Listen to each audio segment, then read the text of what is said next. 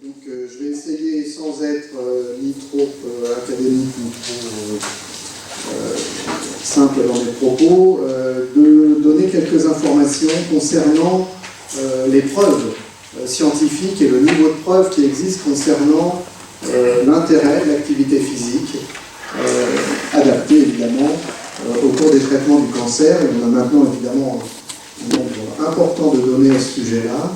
Et on commence à voir des cancérologues s'intéresser à cette problématique, en dehors de cas particuliers de gens qui s'y sont intéressés depuis très longtemps, comme Thierry Bouillet, évidemment. Les choses ont mis pas mal de temps à avancer. Je ne suis pas cancérologue, mais malgré tout, on essaye de pousser toutes les équipes à avancer sur ce sujet-là. Les premiers à avoir réfléchi à tout ça sont évidemment les chirurgiens, et maintenant les équipes médicales. Donc on va essayer de répondre à toutes ces questions, les unes après les autres, le plus clairement possible. Donc comment est-ce que l'activité physique pourrait finalement améliorer les choses? On a quelques données, et on sait très bien maintenant, par des modèles animaux, mais aussi par des données humaines, que l'activité physique, même à minima, va modifier certains processus, en particulier inflammatoires, qui vont entraîner une diminution de la prolifération, c'est-à-dire de la multiplication des cellules cancéreuses.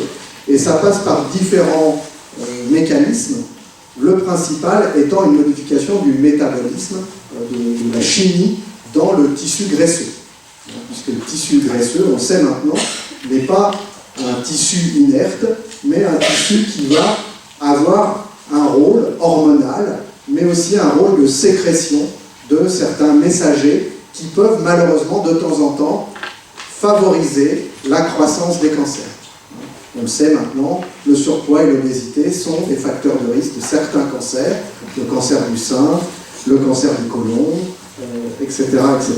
Et donc, l'activité physique, en agissant directement sur la masse grasse et sur les mécanismes qui induisent la prolifération des cellules cancéreuses à cause du tissu graisseux, va avoir un effet positif sur le cancer. Il y a aussi des effets hormonaux propres. Dans un certain nombre de cas, les hormones anabolisantes, celles qui vont faire fabriquer du muscle, vont être diminuées. L'exemple le plus évident, c'est le cancer du testicule. Quand on va avoir un traitement chirurgical du cancer du testicule, évidemment, on n'aura plus d'hormones mâles, on n'aura plus d'hormones anabolisantes, et on va avoir une diminution de la fabrication de la masse musculaire. Mais on le voit dans d'autres tumeurs, pas directement liées au testicule. Et donc, avec l'activité physique, on va refabriquer un certain nombre d'hormones anabolisantes, on va favoriser la prolifération des cellules musculaires, et ça c'est plutôt positif. Le sport va aussi agir sur certaines actions néfastes des traitements anticancéreux, en particulier sur le cœur. Malheureusement, beaucoup des traitements anticancéreux maintenant ont une toxicité directe sur le cœur ou sur les vaisseaux sanguins, et l'activité physique peut contrecarrer ces effets-là. Il y a plein de traitements modernes du cancer qui sont très dommageables pour le cœur et les vaisseaux, et en empêchant par l'activité physique ce genre de dommages, eh bien, on va limiter les effets cardiovasculaires de ces traitements. Évidemment, il faut y associer d'autres choses, et en particulier le problème du tabac par exemple, et du surpoids. Dernier point majeur, l'activité physique va agir sur des processus inflammatoires plus généraux qui sont à l'origine, lorsqu'on n'a pas d'activité ou peu d'activité physique, d'une accélération du processus de fonte musculaire. On sait que l'alitement prolongé, le fait d'être à l'hôpital, allongé en permanence, favorise la perte de masse musculaire. On dit classiquement que ce soit en réanimation ou en soins intensifs ou dans n'importe quel service, on perd à peu près un steak par semaine, ce qui est énorme. ça dépend de la taille du steak évidemment, hein, mais en gros, on peut perdre, dans certaines études, entre 300 et 1 kg de muscle par semaine à l'hôpital. C'est lié à plein de phénomènes, c'est lié au fait qu'on va moins bien manger. Je passe sur la qualité de l'alimentation à l'hôpital, ce n'est pas le problème d'aujourd'hui, mais on va moins bouger aussi, hein, et ceci va entraîner un défaut de synthèse au niveau musculaire. Mais aussi, le fait d'être alité de façon prolongée va exacerber des processus inflammatoires, et ces processus inflammatoires vont accélérer la fonte musculaire. A contrario, l'activité physique, même à minima, et ça, je le redis, les chirurgiens l'ont bien compris depuis très longtemps, en pré- et en post-opératoire, ils stimulent leurs patients à bouger, eh bien on va à la fois favoriser la fabrication des cellules musculaires, l'anabolisme musculaire, on va aussi favoriser l'appétit, ce qui est plutôt positif en cancérologie, où les gens ont souvent des problèmes pour manger, et puis on va limiter cette inflammation qui va normalement détruire le muscle, et c'est pas du tout ce qu'on veut. Donc voilà tous les processus sur lesquels l'activité physique peut jouer, et on voit bien que tous ces éléments-là vont avoir un impact direct ou indirect sur le pronostic, la qualité de vie, etc. Alors quels sont les résultats? Il y a maintenant quand même pas mal d'études, et il y a eu beaucoup d'analyses de toutes ces données recueillies depuis des années maintenant, et globalement on sait, et là il y a un niveau de preuve très important, que l'activité physique pendant les traitements anticancéreux diminue la sensation de fatigue. Ça peut presque paraître paradoxal, mais c'est la réalité, hein. Une des choses que vont dire en premier les patients, c'est qu'ils se sentent moins fatigués parce qu'ils ont mis en place un programme d'activité physique, même à minima. Et ça, quasiment toutes les études vont dans le même sens, hein, avec des niveaux de réduction de fatigue qui sont parfois très élevés, en tout cas très significatifs. On va avoir aussi dans certaines études, et là on en a un petit peu moins, des diminutions des sensations d'anxiété au cours des traitements, plutôt intéressant, donc, et de dépression, avec un recours moins important aux traitements neuropsychotropes, ce qui est plutôt pas mal parce que ces médicaments peuvent avoir aussi des effets secondaires qui ne sont pas appréciables. On va avoir aussi une amélioration de la qualité de vie. Alors il y a plein de façons d'évaluer la qualité de vie. Ça peut être juste comment vous vous sentez aujourd'hui, monsieur, sur une échelle de 0 à 10, ou ça peut être des questionnaires extrêmement compliqués avec 30 questions. C'est ce qu'on appelle le QLQC 30. Eh bien, ces questionnaires ou ces évaluations on va dire numériques sont le plus souvent améliorées de façon très significative dans les études, avec des améliorations de 50 voire 70% dans certaines études, en particulier dans le cancer du sein, où on a tout particulièrement démontré ces phénomènes. Et puis, vous voyez en dessous, une amélioration de l'image corporelle. Hein, là, c'est plus compliqué à évaluer, là, c'est des questionnaires très complexes qui sont utilisés, et on a des améliorations significatives dans au moins 3 études, pas dans toutes les études, pas particulièrement dans le cancer du sein, malheureusement, mais on a quand même des résultats positifs qui sont encourageants aussi dans ce domaine. Le problème de toutes ces études, oubliez le schéma qui est tout à fait incompréhensible, c'est l'hétérogénéité des études en fait, hein, avec souvent des programmes d'activité physique qui sont très différents d'une étude à l'autre. Donc on pourrait, si on voulait critiquer de façon très méthodologique les choses, dire ben, on va mélanger des carottes, des choux et des navets, et c'est pas bien de le faire du point de vue scientifique. Les populations, entre guillemets, sont souvent hétérogènes aussi. Évidemment, un profil évolutif de cancer du sein, c'est pas la même chose que quelqu'un qui est métastatique d'un cancer du pancréas, par exemple. Évidemment, les âges peuvent être très variables, et c'est pas la même chose ce qu'on peut faire à 18, à 30 ans ou à 80 ans. Le statut hormonal, et puis évidemment l'état nutritionnel, c'est très important. Hein. Les résultats peuvent ne pas être les mêmes en fonction de la corpulence, surpoids, obésité d'un côté, dénutrition, perte de masse musculaire de l'autre. Donc, il faut critiquer, il faut savoir aussi critiquer ces résultats, même si, quand on fait des analyses très fines, dans les sous-groupes, on a des résultats positifs globalement partout. On a des résultats, et là ça devient encore plus intéressant, des résultats positifs de l'activité physique sur la rechute de certains cancers. Et il y a 3 cancers dans lesquels on a une démonstration de la diminution du taux de rechute, c'est le cancer du sein, et je vous en montre un exemple là avec une méta-analyse, où on a une réduction de 24% du taux de récidive du cancer du sein chez les patients qui ont un programme d'activité physique, pendant et après le cancer. 24%, c'est beaucoup. Il n'y a aucun traitement chimique qui donne le même résultat, ce qui est quand même hallucinant. Et c'est aussi le cas dans le cancer du côlon, avec des résultats aux alentours de 15-20%, et dans le cancer de la prostate. Et encore mieux, je dirais, si on voulait avancer dans le spectaculaire, si je puis dire, c'est qu'on a des résultats positifs sur la survie, sur la durée de vie des personnes qui vont avoir une activité physique, puisque dans le cancer du sein, dans le cancer colorectal, dans le cancer de la prostate, et puis maintenant aussi dans le cancer du pancréas et dans certaines leucémies, on a des résultats sur la mortalité, avec une diminution de la mortalité directement attribuable au cancer et de la mortalité globale, dans laquelle on associe la mortalité liée au cancer et la mortalité liée à d'autres maladies, en particulier cardiovasculaires. Et des résultats qui sont très positifs, puisqu'on a des diminutions qui peuvent aller jusqu'à 50% de la mortalité, ce qui est très très élevé.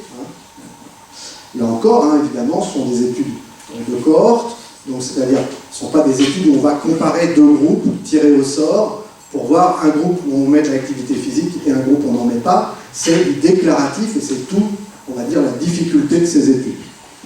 Mais globalement, vous voyez, dans ces 3 groupes de patients, ces 3 localisations tumorales, on a des résultats très positifs. Ce qu'on sait maintenant, c'est que quasiment toutes les situations de cancérologie peuvent permettre la réalisation d'une activité physique adaptée. Alors évidemment, hors situation terminale du patient qui est au fond de son lit, à la maison, et qui malheureusement va décéder dans les jours ou semaines à venir. Mais dans des situations de thérapeutique relativement lourdes, on y arrive, au cours des greffes de moelle par exemple, on y arrive, au cours de chimiothérapie relativement lourde, comme c'est le cas ici, c'est faisable pendant la chimiothérapie, ce qui pourrait comme ça paraître difficile, parce que le patient est fatigué, le patient a envie de vomir, le patient a des problèmes éventuellement de transit, etc. Eh bien, malgré cela, on arrive à mettre en place des programmes, on arrive à le faire à domicile ou en salle, avec des améliorations de qualité de vie, de statut émotionnel, et ce qui est assez intéressant et ce qui motive aussi là, les cancérologues, moins de limitation de dose, moins d'arrêt des chimiothérapies. Donc ça, c'est aussi positif, puisque eh bien, on améliore les chances du patient d'avoir un traitement efficace. Et puis on peut le faire dans des situations plus avancées encore, des patients qui vont avoir des tumeurs métastatiques, métastatiques abdominales ou pulmonaires, donc qui pourraient comme ça être considérés comme récusés pour toute activité physique. Eh bien on peut mettre en place des programmes adaptés, bien sûr. Alors est-ce qu'il existe des risques? Évidemment, il en existe.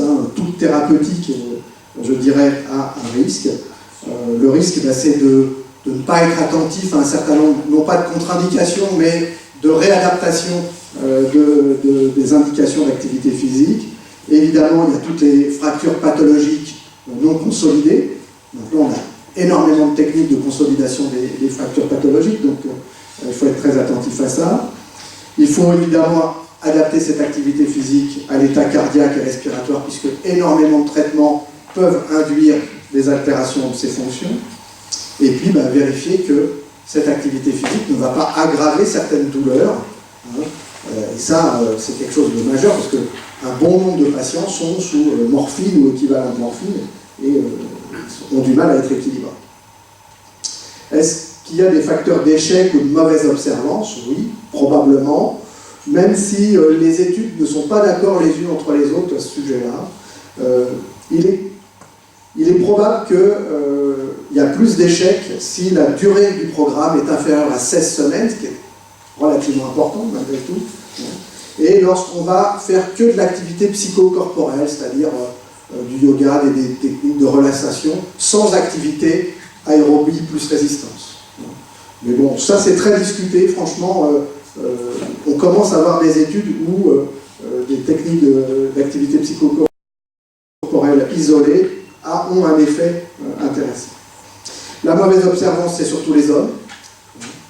Ça, on voit assez régulièrement. Les obèses, en tout cas ceux qui étaient obèses avant la maladie, parce que c'est des gens qui n'avaient pas a priori l'habitude d'avoir une activité physique. Et les CSP+, les gens des couches les plus basses au niveau socio-professionnel et économique. Ce qui peut se comprendre, qui ne va pas de soi obligatoirement, mais sur lequel il faut s'interroger et il faut en tenir compte dans les propositions de programmes qu'on doit mettre en place. Alors comment faire en pratique? Il y a évidemment plein de choses qui vont être dites après, mais il faut savoir que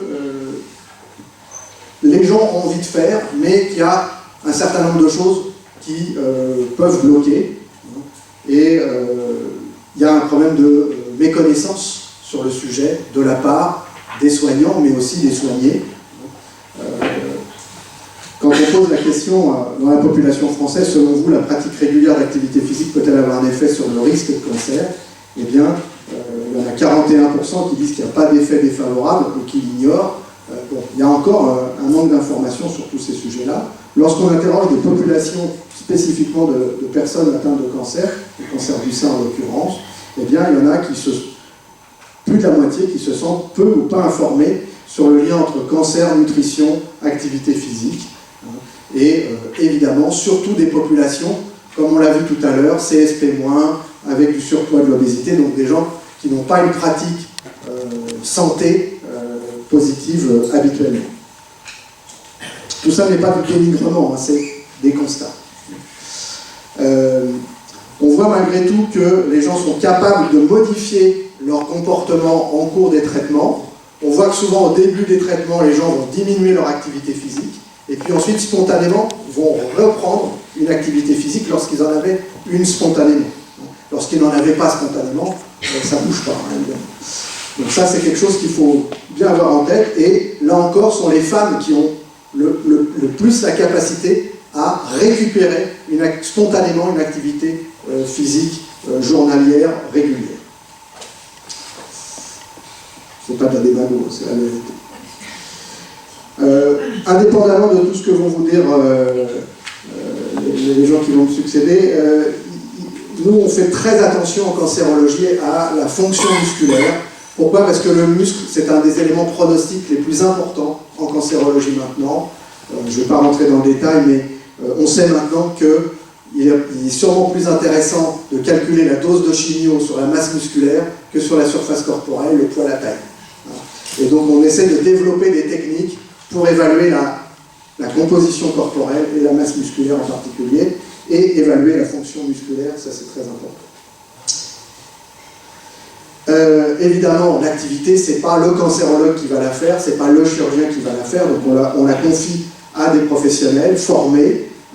Et le message qu'on essaye de faire passer en premier, c'est de limiter la sédentarité, c'est l'élément le plus important. Même si on n'est pas capable, nous, d'orienter les gens vers la bonne activité physique, déjà en leur disant il ne faut pas rester à la maison toute la journée, on a déjà, le cancérologue, le médecin référent, le demi-dieu du patient, a une action très positive.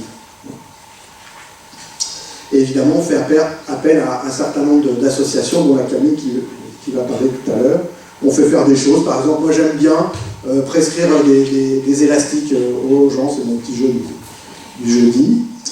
Voilà, et il y a un de mes collègues, Samy Antoun, qui est le chef des urgences de Gustave Roussy, qui dit « Si vous voulez que les gens aient de la masse musculaire, achetez-leur un chien ». Et je trouve que l'idée, globalement, est assez intéressante. Voilà, bon, ça c'est des recommandations. Évidemment, il faut associer probablement différentes techniques en cancérologie. Et l'AFSO, ça a fait l'association des soins de support a fait un petit diagramme comme celui-là, que vous pouvez regarder sur le site, qui est assez intéressant, qui définit un certain nombre de critères par rapport à cette activité physique.